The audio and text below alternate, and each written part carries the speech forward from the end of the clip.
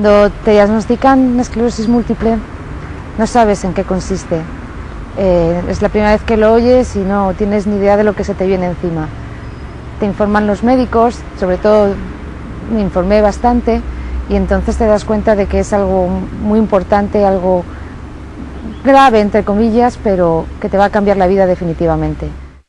El sistema nervioso central está compuesto por el encéfalo y la médula espinal. El encéfalo se dispone en el interior de la cavidad craneal y se divide a su vez en órganos tales como el cerebro, el tronco cerebral y el cerebelo.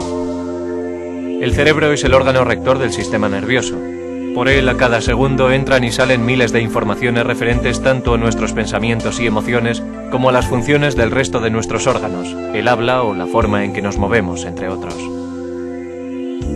La médula espinal transcurre a lo largo de la columna vertebral y tiene la función de transmitir los impulsos desde el cerebro al resto del organismo.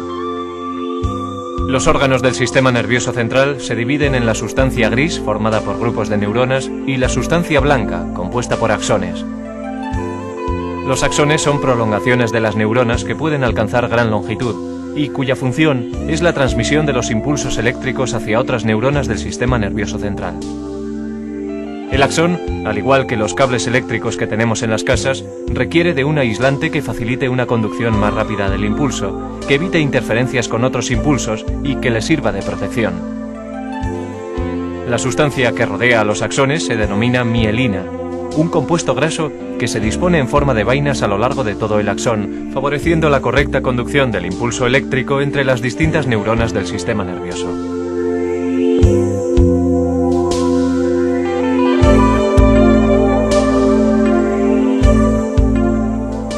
Soy Juan, tengo 37 años y estoy casado con Elena desde el año 95.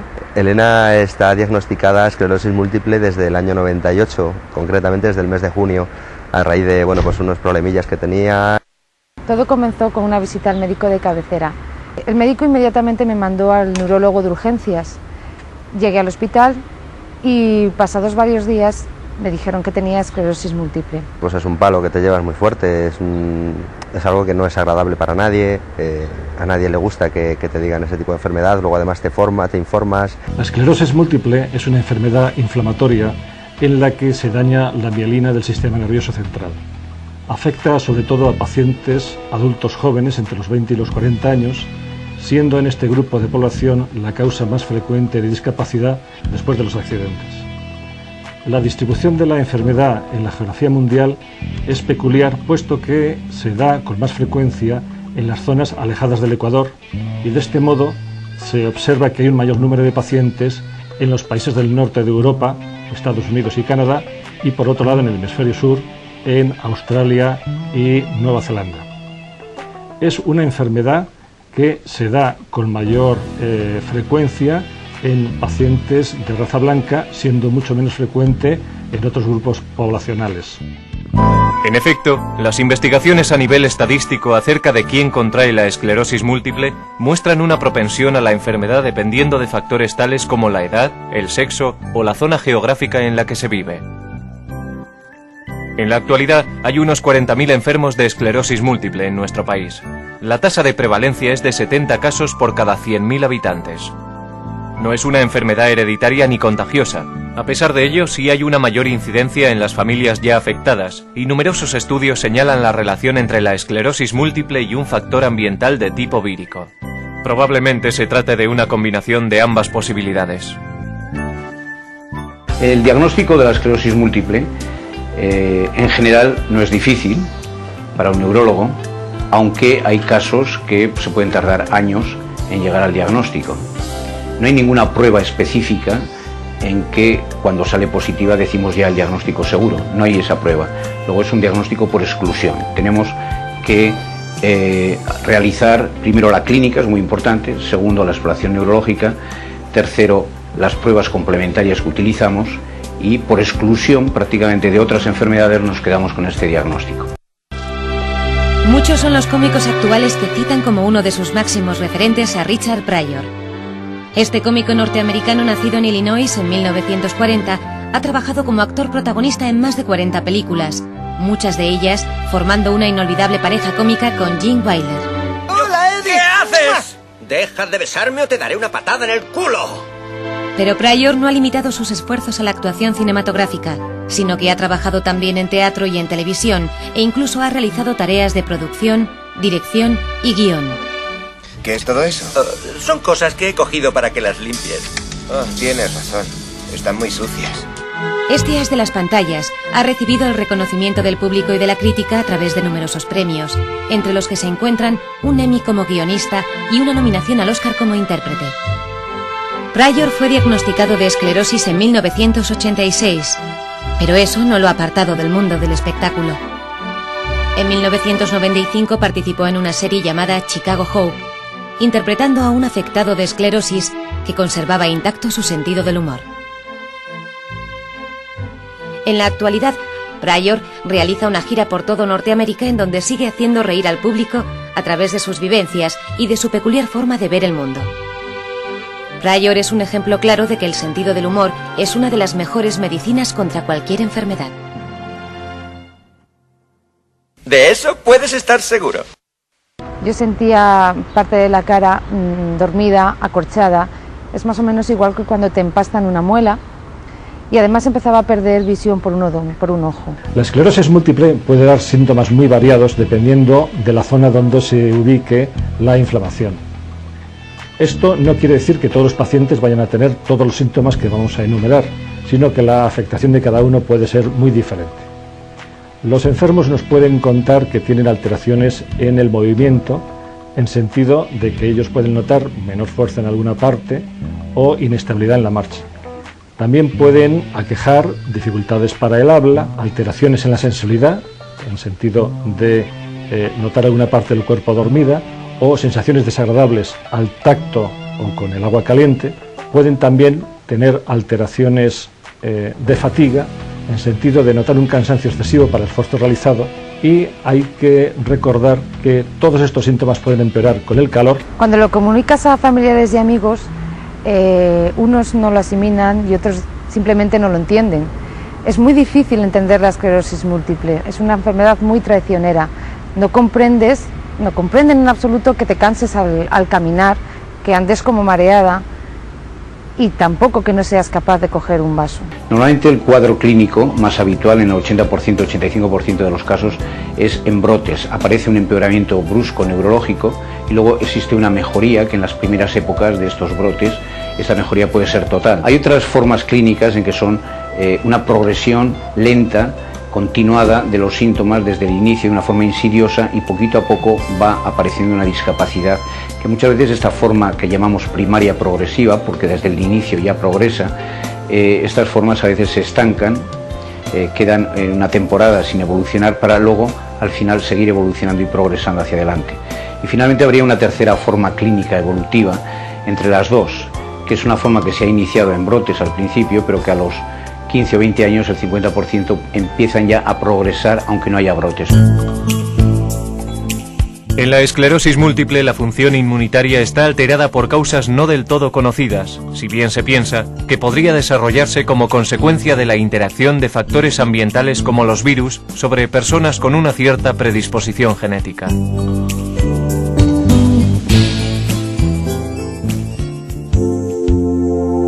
La esclerosis múltiple es una enfermedad autoinmune del sistema nervioso central. Afecta al cerebro y a la médula espinal, que lleva los impulsos desde el cerebro hacia todo el organismo. El sistema inmunitario está formado por un conjunto de órganos y células cuya función es proteger al organismo de agentes externos como los virus, las bacterias o los hongos, entre otros. Cuando estos agentes nos atacan, las células de defensa se activan y reaccionan frente a ellos, produciendo su muerte.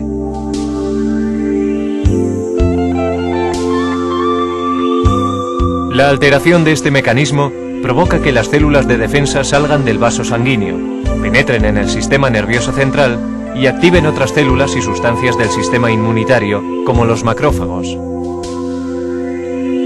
Esto produce un ataque de tipo inflamatorio sobre las vainas de mielina, que son parcialmente destruidas en un proceso que se conoce como desmielinización. La destrucción de la mielina conlleva también un proceso de cicatrización que forma las placas de desmielinización. En casos más graves, puede producir un grado variable de afectación de los axones. Una vez ha cesado el ataque autoinmune, las vainas de mielina pueden regenerarse, habitualmente de forma parcial, disponiéndose nuevas capas de mielina de forma concéntrica como si de las capas de una cebolla se tratara. Este proceso se llama remielinización y es más efectivo en las fases más precoces de la enfermedad.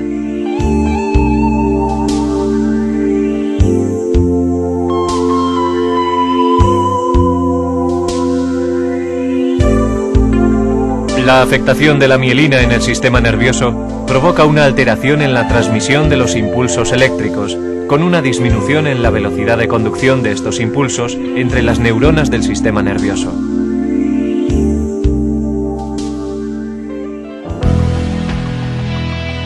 Dependiendo de en qué región del sistema nervioso central se produzca la lesión desmielinizante, el paciente sufrirá un síntoma u otro. Por ejemplo, si una lesión se desarrolla en el nervio óptico, provocará una alteración en la visión. Recuerdo que pocos días antes de darme el diagnóstico había visto en un papel a un médico las palabras posible enfermedad desmielinizante. Se lo comenté a una amiga, me dijo de qué podía tratarse y la verdad es que me lo tomé completamente a broma. Además, la esclerosis múltiple en ese momento es algo que le ocurre a los demás. Es como cuando ves accidentes de tráfico en televisión y nunca piensas que te va a ocurrir a ti. Eso siempre le sucede a los demás. Sin embargo, cuando te dicen que eres tú quien lo tiene, te das cuenta que esas cosas pasan en la realidad, que también nos puede suceder. Jacqueline Dupré fue una niña prodigio. Su vida estuvo plagada de altibajos, de pasiones y soledades, de éxitos, de amores y odios. Pero por encima de todo estuvo su gran pasión, el violonchelo, del que llegó a ser una gran virtuosa a la altura de Pau Casals o del que fuera su profesor, William Prith. En febrero de 1972 se preparaba para los últimos ensayos con la Filarmónica de Nueva York, a la batuta Leonard Bernstein, uno de los más grandes directores de orquesta de todos los tiempos. Dupré comenzó a sentir unas intensas molestias en las manos. Bernstein creyó que se trataba simplemente de una cuestión nerviosa y la convenció para que tocara en el concierto, hasta el punto de que Dupré lo hizo con un sonado éxito. Pero las molestias no remitían y cada vez tenía más problemas para tocar con la maestría que le caracterizaba. 7 meses más tarde, se le diagnosticó definitivamente una esclerosis múltiple que cambiaría paulatinamente su devenir vital.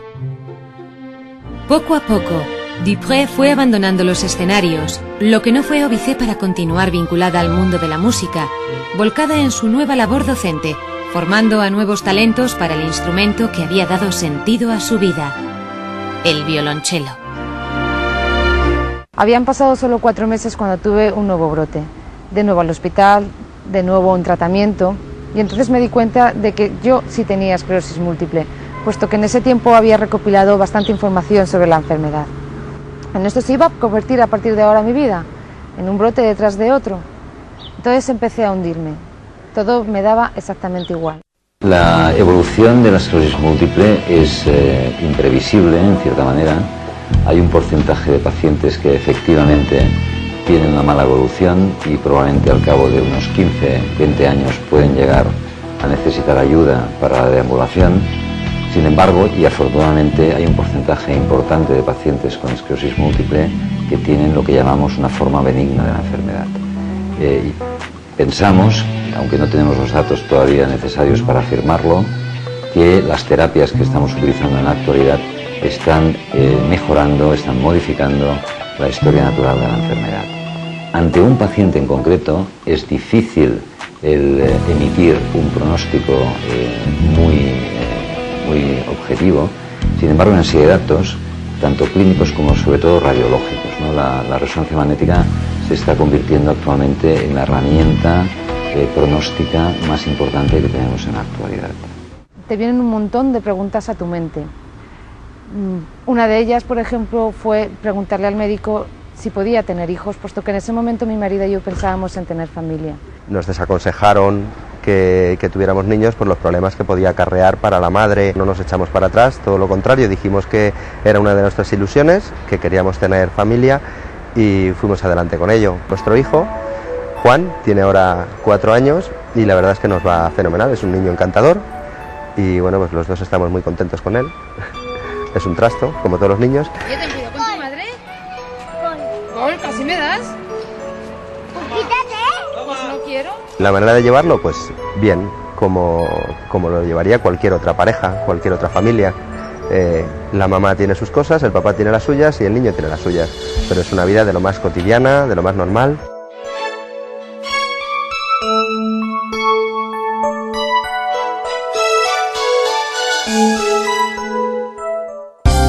La decisión de tener hijos cuando uno de los padres padece de esclerosis múltiple es complicada y debe considerarse minuciosamente. Durante el embarazo no existe peligro de una recaída para la madre o un agravamiento de la enfermedad. Al contrario, la madre puede experimentar cierta mejora de los síntomas. Durante la gestación no hay evidencias de un mayor riesgo para el bebé. El embarazo tampoco provoca consecuencias en la enfermedad a largo plazo. Solo parece haber un índice mayor de recaída para la madre durante los 6 primeros meses después del parto. Debido a que el curso de la enfermedad pueda resultar imprevisible, es necesario contar con la necesidad de un sistema de apoyo mayor que en las familias sin esclerosis múltiple. En cualquier caso, es una decisión personal que habrá que tomar teniendo en cuenta todas las implicaciones y pensando siempre en el bienestar del niño. Cuando el bebé tenía 2 meses tuvo un pequeño brote y no quise acudir al hospital para no dejar de darle el pecho. Cuando el niño, sin embargo, tenía ya 1 año, no me quedó más remedio que empezar el tratamiento con interferón. En cuanto al tratamiento de la esclerosis múltiple, podríamos diferenciar 3 grandes bloques. Uno sería el tratamiento del brote agudo de la enfermedad, que es cuando el paciente tiene síntomas agudos, por ejemplo una neuritis óptica, por ejemplo una mielitis, y en ese momento lo que utilizamos habitualmente son corticoides endovenosos, durante 3 días, durante 5 días. Estos corticoides tienen un efecto antiinflamatorio y lo que hacen es disminuir el tiempo de sintomatología del paciente, acortan la sintomatología del paciente. Luego hay otro gran bloque de tratamiento que es el tratamiento sintomático de la enfermedad. Estos pacientes, por supuesto, pueden tener síntomas secundarios como son dolor, como son espasticidad, como son quizá trastornos miccionales, trastornos urinarios, depresión, etcétera, etcétera. Y ahí hay una gran farmacopea que podemos utilizar para este tipo de tratamiento sintomático. Hoy en día la esclerosis múltiple no tiene cura, pero sí se puede frenar con la medicina. Quizás el más importante, tanto para el paciente como para el neurólogo, es la utilización de fármacos inmunomoduladores que lo que hacen es alterar la historia natural de la enfermedad. Estos fármacos lo que intentan son básicamente dos cosas, 2 objetivos tienen. En primer lugar, disminuir el número de brotes que van a tener estos pacientes y en segundo lugar, pero mucho más importante, disminuir la discapacidad a largo plazo. Los efectos secundarios al principio fueron muy duros. Sin embargo, llevo ya 3 años sin ningún brote. Aunque es difícil, merece la pena seguir con ello. La evidencia que tenemos en la actualidad indica con claridad que dicho tratamiento inmunomodulador se ha de instaurar de una forma precoz.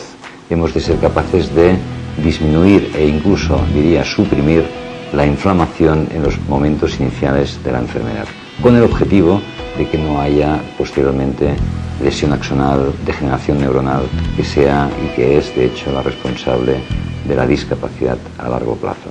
Pincharme un día sí y otro no me ayuda bastante en cuanto a frenar la enfermedad, pero es que además me permite no olvidarme de que tengo esclerosis múltiple, aunque lleve muchísimo tiempo sin brotes. Y eso es lo que hay que hacer, luchar todos los días. Betty Cuthbert nació en 1938. Fue conocida como la chica de oro después de ganar con tan solo 18 años 3 medallas de oro para Australia en los Juegos Olímpicos de Melbourne de 1956.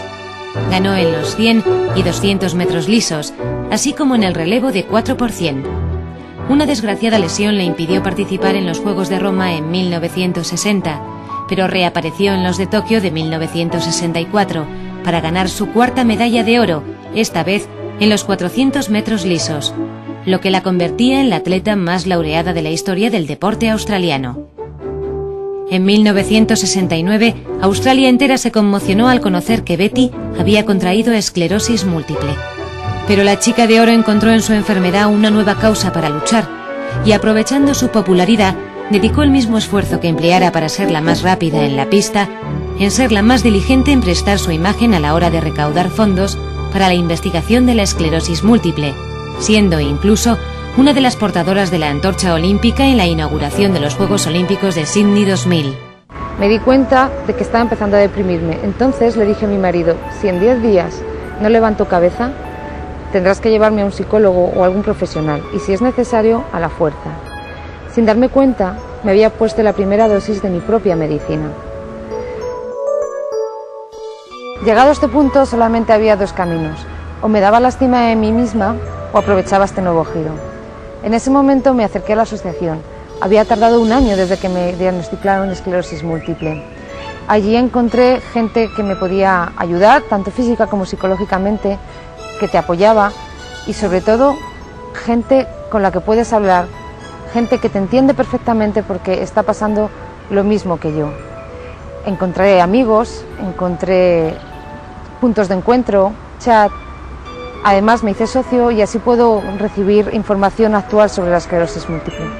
En el curso de la enfermedad de esclerosis múltiple aparecen muchos síntomas motóricos, sensitivos y cerebelosos, y desde la fisioterapia pues nos vamos a encargar de tratarles desde la prevención, el mantenimiento y la recuperación.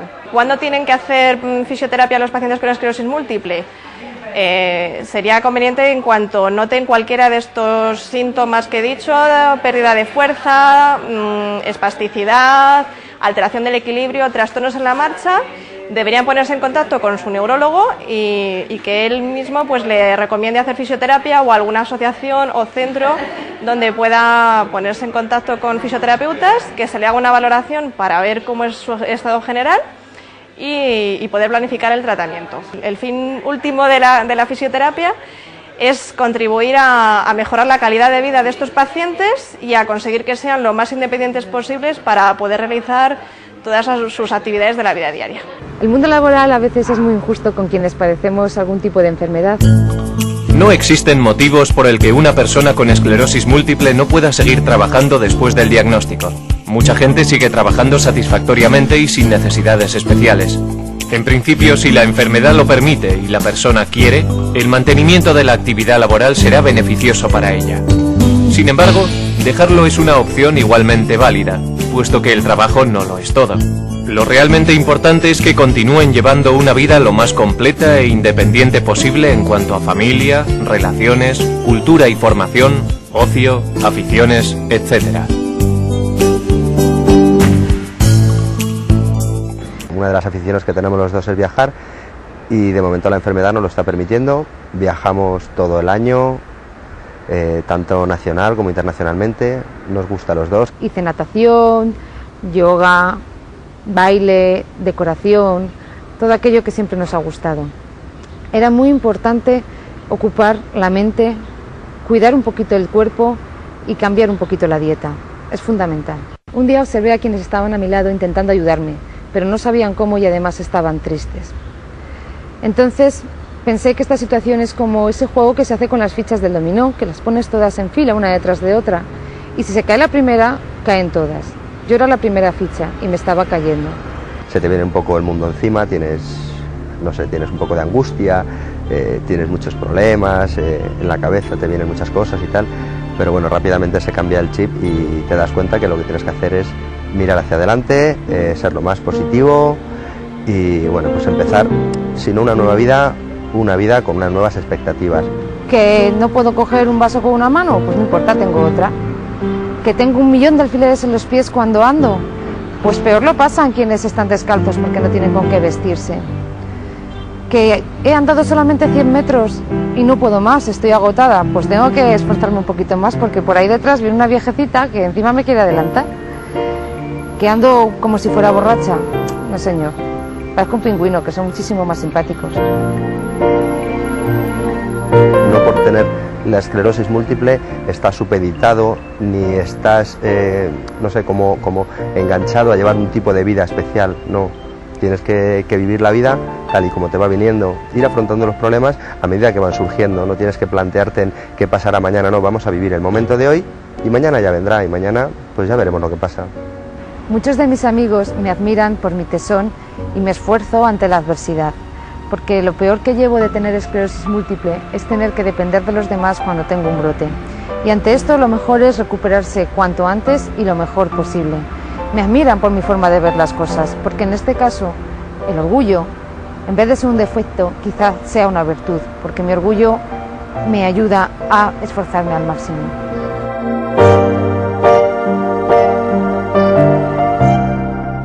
Muchos de los afectados por esclerosis múltiple parecen darnos una lección de vida. El día a día con esta enfermedad requiere de una entereza y una firmeza dignos de admirar. No existe aún una cura definitiva, sin embargo la ciencia avanza cada día más deprisa y hoy en día disponemos de tratamientos mucho más efectivos que hace apenas unos años. El futuro es esperanzador. Por el momento, las ganas de seguir adelante y la capacidad de aprovechar cada segundo de la vida parece ser una medicina más que efectiva.